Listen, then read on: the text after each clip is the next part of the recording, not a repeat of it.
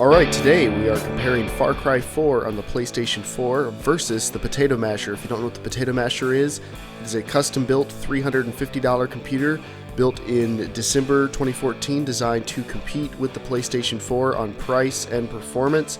The goal is to see how long a computer that costs as much as a PlayStation 4 can play games as well as a PlayStation 4 as the years go on.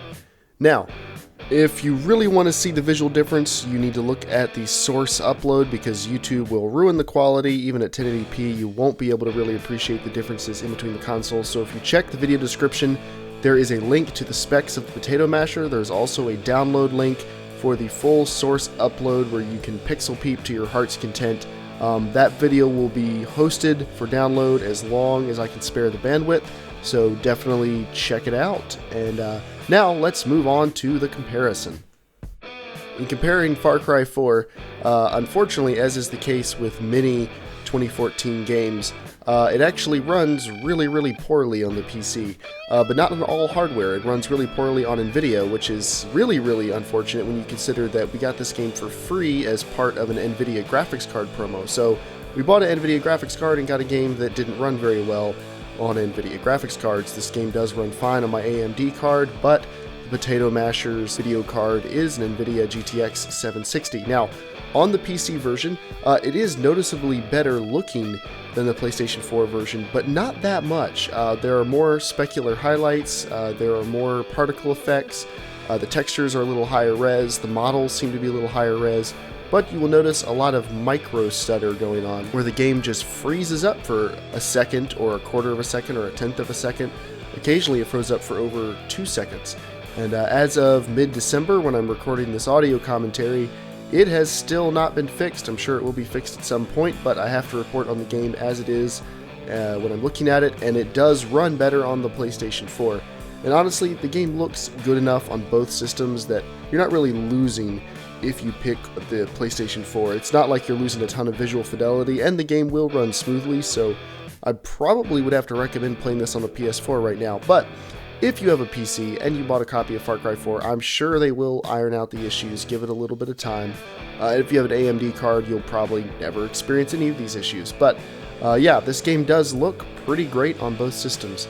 On the PS4, it's pretty obvious that the ground cover is more sparse, there's less grass, there are fewer rocks, there's just fewer everything on the ground, but it does run smoother. On the PC, like I said, there are more specular highlights, which means like the gun looks shinier, if you've noticed. There's lots more things on the ground, the models all appear to be a little higher res. Now I'm running this on a mixture of high and ultra settings, a couple things on medium, like some of the shadows.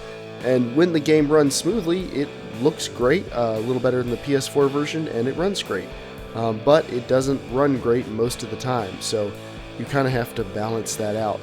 But as you can see, if you're having a hard time keeping track of which version's which, it's not just you. I mean, I played through both of these, and I really felt like when I was playing it that the PC version on the Potato Masher was a lot better.